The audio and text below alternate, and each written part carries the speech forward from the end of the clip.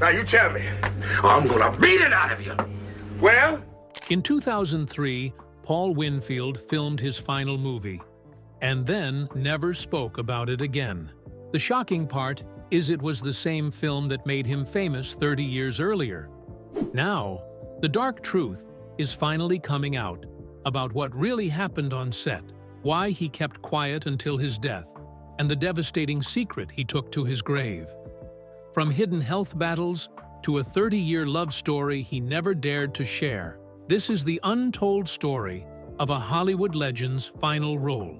Paul Edward Winfield was born on May 22nd, though the exact year is debated. Some sources say 1939, while others claim 1941. His birthplace is also uncertain, with some records pointing to Los Angeles, California, and others to Dallas, Texas. What is clear is that his early years were shaped by struggle, movement, and a growing awareness of the world around him. His mother, Lois Beatrice Edwards, worked as a union organizer in the garment industry. She raised Paul on her own until he was 8 when she married Clarence Winfield, a construction worker and city trash collector. This marriage gave Paul a stepfather and 3 half-siblings. But even with a larger family, financial struggles remained a part of daily life. The family moved often, splitting time between Portland, Oregon, and the Watts district of Los Angeles. These moves were driven by work opportunities and economic hardships, forcing Paul to adapt to new environments and experiences. Even as a young child, Paul stood out. He was intelligent, observant, and different from most kids his age. At just 3 years old, he was taken to a psychiatrist, not because of any real issue, but simply because he didn't fit the usual mold of childhood behavior. He was a deep thinker even then, showing an early spark of creativity and curiosity that would define his future. Growing up in Portland, he saw racism firsthand. Movie theaters had strict segregation rules, forcing black patrons to sit in the balcony while white audiences sat below. These experiences left a lasting impression on him.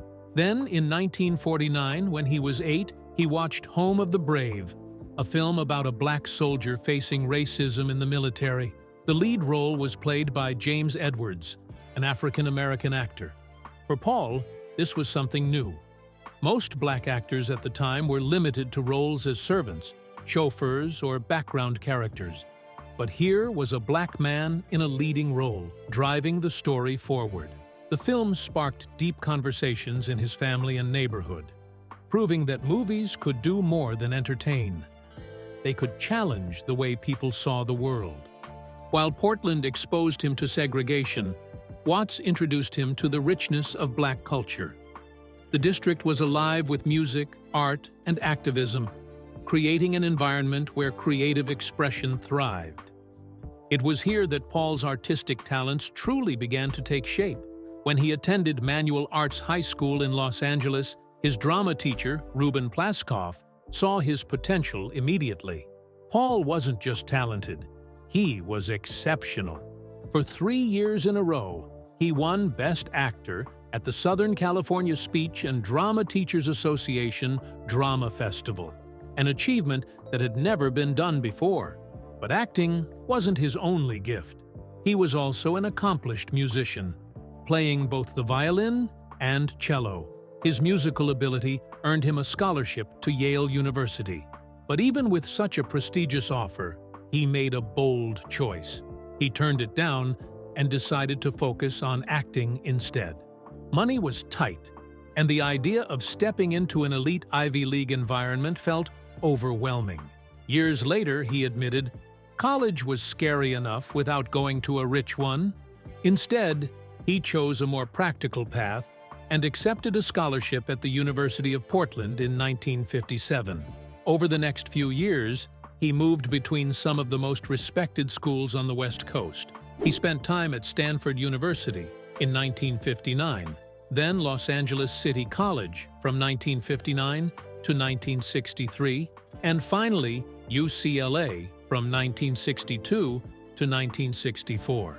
He was just 6 credits away from earning his drama degree when he made a bold decision. he left. Professional acting opportunities were calling, and he couldn't ignore them. Even though he never finished his degree, his time in academia shaped him. He had faced financial struggles and social barriers, but his commitment to learning never wavered. Before he fully stepped into the world of acting, he spent time as an artist in residence. In 1964, Stanford University invited him to take on the role, and the University of Hawaii followed in 1965. These weren't just teaching positions. They gave him the chance to perform in plays by Chekhov and Shakespeare while mentoring young actors. It was a rare balance, academia on one side, professional theater on the other. Even without a degree, he had proven himself capable of excelling in spaces that were usually reserved for those with formal credentials. The road to professional acting wasn't easy. In the 1960s, black actors were often sidelined or forced into roles that reinforced stereotypes. But Winfield refused to let those limitations define him. In 1964, he found his breakthrough in the powerful and controversial works of Amiri Baraka. He landed roles in Dutchman and The Toilet, two one-act plays that tackled race and identity with raw intensity. Directed by Burgess Meredith, these productions were bold, unsettling, and impossible to ignore. Dutchman, in particular, struck a nerve with its unfiltered portrayal of racial conflict in America. Winfield's performance was unforgettable. Critics saw his talent. Audiences felt his impact. The industry started paying attention. In 1965, his television career began. At just 26 years old, he made his first credited appearance on Perry Mason, playing Mitch, a race car mechanic, in the episode The Case of the Runaway Racer. It wasn't a major role, but it was a rare opportunity for a black actor at the time. That small part opened doors. Over the next few years, he appeared in shows like Julia, alongside Diane Carroll and Room 222, steadily proving his versatility. He wasn't just another actor making brief appearances. He brought depth and complexity to every role. These early years built the foundation for a career that would soon take off. Paul Winfield's big break came in 1968 when he joined the cast of Julia. The show was a major moment in television history. It was the first primetime series to star an African-American woman in a non-stereotypical lead role. Diane Carroll played Julia Baker, a widowed nurse raising her young son after her husband was killed in the Vietnam War. Winfield played Paul Cameron, one of her most important love interests. His character was intelligent, confident, and romantic, something rarely seen for black men on television at the time. Julia premiered on September 17, 1968, during a time of intense social change in the United States. The civil rights movement was still shaping the country, and Martin Luther King Jr. had been assassinated just months earlier. Protests against the Vietnam War were growing, and racial tensions were high. Television mostly avoided these issues, but Julia took a different approach. It didn't directly address racism, but it challenged stereotypes in its own way. It showed black professionals living middle-class lives and interacting with white characters as equals. That alone was revolutionary. Audiences took notice. The show was an instant success and ranked 7th in Nielsen ratings during its first season. Winfield's performance stood out. He was more than just a love interest. He was a strong and dignified black man in a role that defied expectations. Seeing him on television as a desirable and successful character made an impact, especially at a time when black men were often portrayed in negative or secondary roles. Winfield's time on Julia was more than just an acting job. His presence on the show helped shift how black characters were seen on television. Some critics argued that the series was too polished and avoided the realities of racism, but it still played a crucial role in changing perceptions. It proved that a show led by black actors could succeed. It gave audiences a new kind of representation at a time when change was desperately needed. But his growing fame came with challenges. Hollywood still had a long way to go in terms of representation, and Winfield quickly found himself typecast. Many producers saw him only as a romantic lead or a supporting character, limiting his opportunities. He refused to let that define his career. Paul Winfield's career changed forever in 1972 when he starred in Sounder. He played Nathan Lee Morgan, a black sharecropper struggling to keep his family alive during the Great Depression. Life in the 1930s. Louisiana was unforgiving. Work was scarce, and racial injustice made survival even harder. When Nathan Lee stole a ham to feed his starving family, the law showed no mercy. He was arrested and sentenced to a year of hard labor, leaving his wife Rebecca, played by Cicely Tyson, to hold the family together. Their son, desperate to see his father again, set out on a journey that became the heart of the story. The film was based on William H. Armstrong's Newbery Medal-winning novel and was filmed in East Feliciana and St. Helena parishes in Louisiana. That setting gave it an authenticity rarely seen in Hollywood at the time. Instead of exaggerating the drama, the story unfolded with quiet power.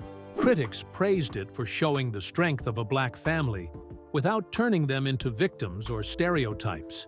Even the title carried meaning. Sounder was the name of the family's loyal dog, a symbol of their endurance. But the film's real emotional weight came from Winfield's performance. His character wasn't just a man caught in a cruel system. He was a father, a husband, and a symbol of resilience. His performance was filled with unspoken pain and dignity, making Sounder one of the most powerful films of its time. The role earned Winfield an Academy Award nomination for Best Actor at the 45th Academy Awards in 1973. He became only the third black man in history to receive that honor, following Sidney Poitier in Lilies of the Field, 1963, and James Earl Jones in The Great White Hope, 1970. At a time when Hollywood still gave black actors limited opportunities, this was groundbreaking. He was nominated alongside acting legends, including Marlon Brando, who won for The Godfather. Winfield didn't take home the Oscar, but his nomination was a turning point. It proved that Hollywood was beginning to recognize the depth of black talent in leading roles. His performance also changed how black fathers were portrayed on screen. Hollywood had long painted them as absent or irresponsible. Sounder told a different story. Nathan Lee was a man who loved his family and fought for them despite overwhelming hardship. His struggles were real, but so was his strength. Roger Ebert praised the film for avoiding sentimentality, calling it an honest and deeply moving story about dignity and perseverance. Winfield's portrayal showed that a black father could be both flawed and heroic, a man whose love for his family defined him. Sounder made history again when Cicely Tyson received a Best Actress nomination alongside Winfield. It was the first time two black actors had been nominated for lead roles in the same film.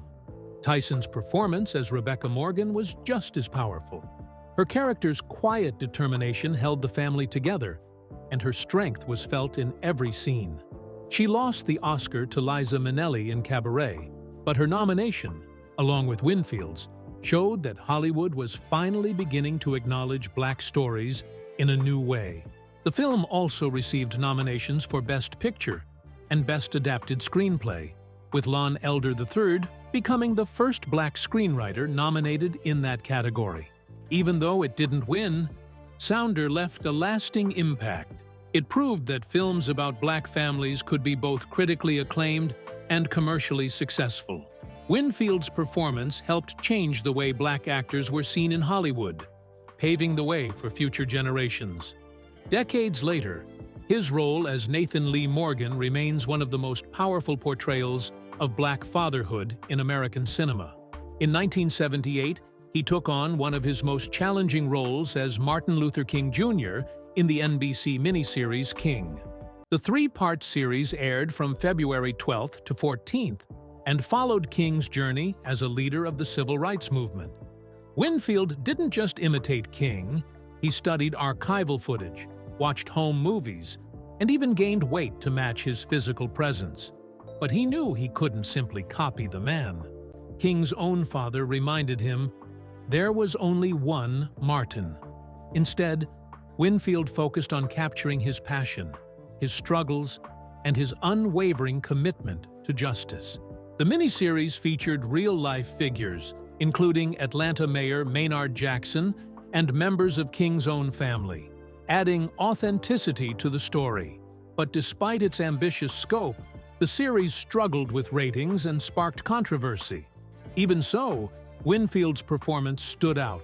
He earned an Emmy nomination, and his portrayal became one of the first serious attempts to bring King's story to television.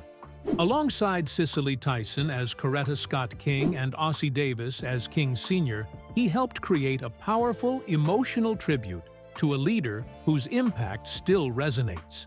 Winfield wasn't afraid to step into different genres.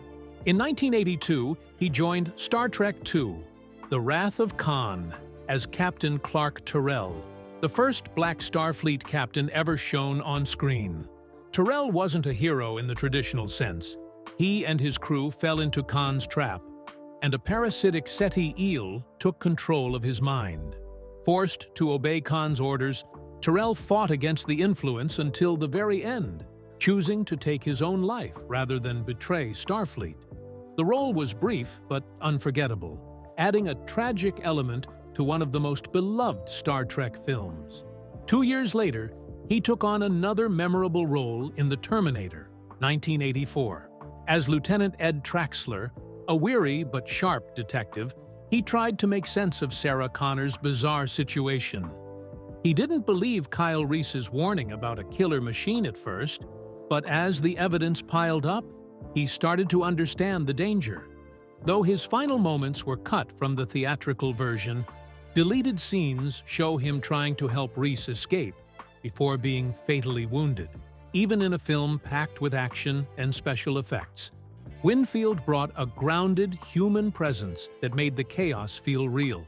Beyond science fiction, he was drawn to stories that tackled real-world issues.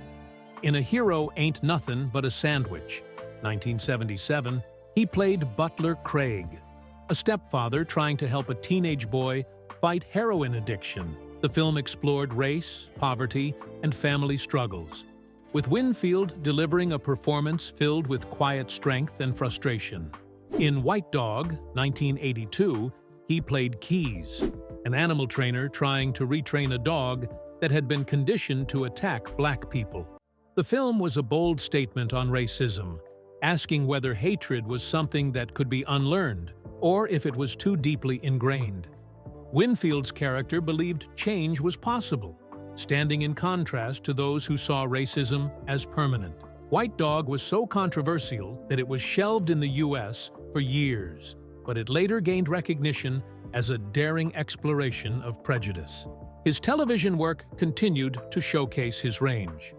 In Roots, The Next Generations, 1979, he became part of the sequel to one of the most significant miniseries in history. This continuation of Alex Haley's Roots followed the African-American experience beyond slavery, featuring a powerful cast that included James Earl Jones and Marlon Brando. That same year, he appeared in Backstairs at the White House, playing Emmett Rogers Sr., a White House staffer witnessing history from behind the scenes. Based on the memoir of Lillian Rogers Parks, the series revealed the hidden struggles of black workers who served multiple U.S. presidents. Both roles gave Winfield the chance to bring history to life, portraying men whose experiences had often been overlooked. Paul Winfield's later career showed just how much depth he brought to every role.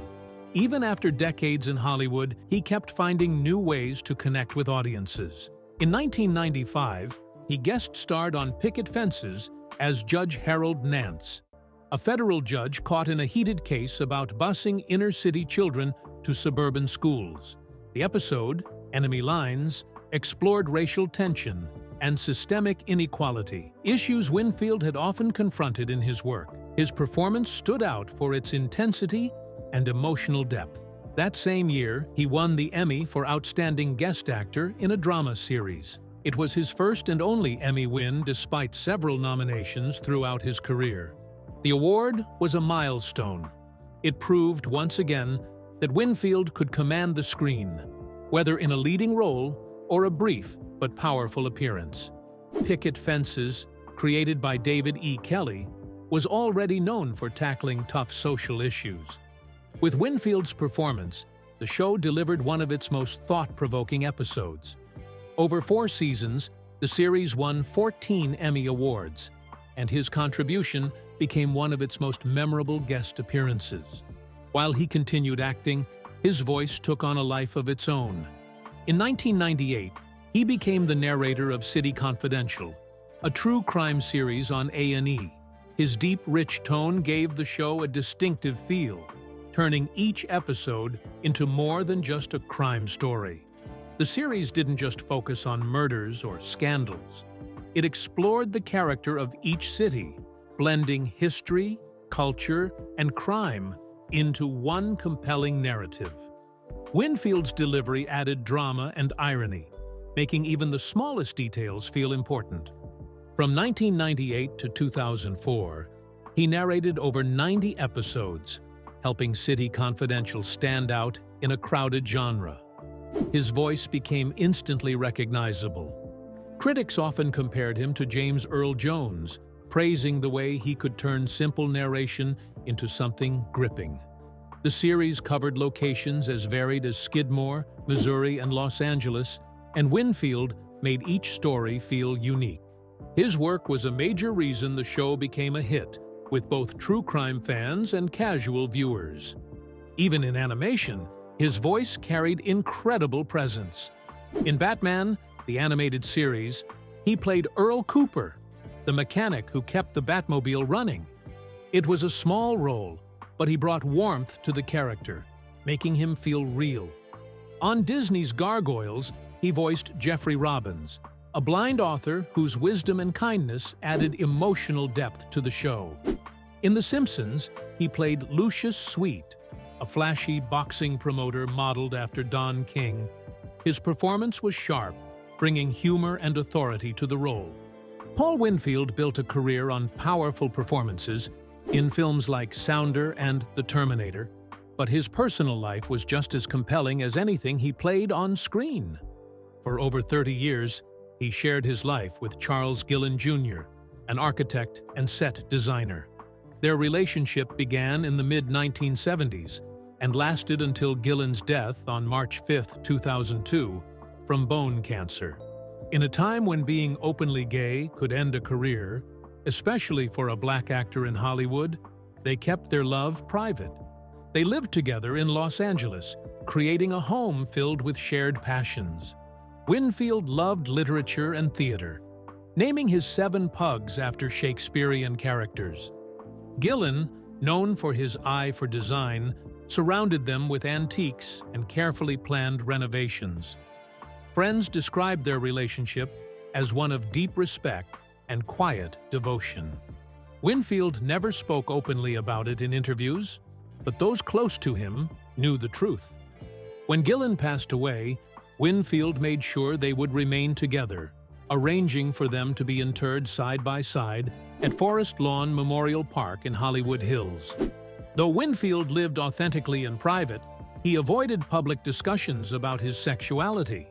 Hollywood in the 1970s and 80s was a harsh place for LGBTQ+ actors, and as a black man, he already faced enough obstacles. Openly embracing his identity could have meant losing roles or being typecast. His close friend Jack Larson once said that Winfield was openly gay in his life, if not in the media. He was not an activist, but his success challenged stereotypes at a time when representation was rare. Health problems followed him for much of his adult life. He struggled with obesity and diabetes, which eventually led to a health crisis in the late 1990s. He fell into a diabetic coma and spent 3 weeks in the hospital. The experience changed him. He became an advocate for diabetes awareness, especially in African American communities. In 1974, while filming Huckleberry Finn in Natchez, Mississippi, Paul Winfield found himself at the center of a controversy that had nothing to do with the movie. He was arrested for marijuana possession after police claimed they intercepted drugs mailed to his hotel room. Winfield insisted he had been framed. Given the racial tensions in the Deep South at the time, his claim was not hard to believe. His arrest sent shockwaves through the production. Director J. Lee Thompson was furious and called the treatment of Winfield abominable. But speaking out came with consequences. Local media turned on him, and he had to soften his remarks to avoid further backlash. Even so, the damage was done. The arrest had created a rift between the film crew and the local authorities, making an already challenging shoot even more difficult. Despite the turmoil, Winfield remained professional and continued playing Jim, a runaway slave searching for freedom alongside Huck Finn, played by Jeff East. His performance was a standout, adding depth to a character often reduced to stereotypes in earlier adaptations. The controversy did not overshadow his work, but it was a stark reminder of the racism black actors faced, both on and off set. Eventually, the charges were resolved with legal fines, but the incident stayed with Winfield. It was not just about a single arrest. It was about the reality of being a black performer in an industry and a country that still placed obstacles in his path. He refused to let it define him and pushed forward, determined to build a career on his own terms. Throughout his life, Winfield used his platform to challenge racial inequality in Hollywood. He had experienced segregation firsthand and knew how powerful storytelling could be in shaping perceptions. He turned down roles that reinforced stereotypes, even when it meant losing out on work. He wanted to portray black characters as fully realized people, not just background figures or villains. Winfield's commitment to meaningful roles led him to portray some of the most important figures in American history. He played Martin Luther King Jr., Thurgood Marshall, and other civil rights icons, bringing their stories to mainstream audiences with honesty and depth. For him, these performances were more than just acting. They were a way to educate, inspire, and honor the legacies of those who had fought for change. In 2003, Winfield returned to the story that had first made him famous. 30 years after his Oscar-nominated performance in Sounder, 1972, he joined the Disney television remake, this time in a smaller role as a teacher. The project was directed by Kevin Hooks, the same actor who had played his son in the original film. Their reunion gave the film a special significance. It also marked Winfield's final acting role. He did not speak much about the film in interviews. Maybe it was because his health was declining, or maybe he simply did not feel the need to. His presence in the movie spoke for itself. While the 2003 version did not receive the same level of praise as the original, Winfield's involvement gave it historical and emotional weight.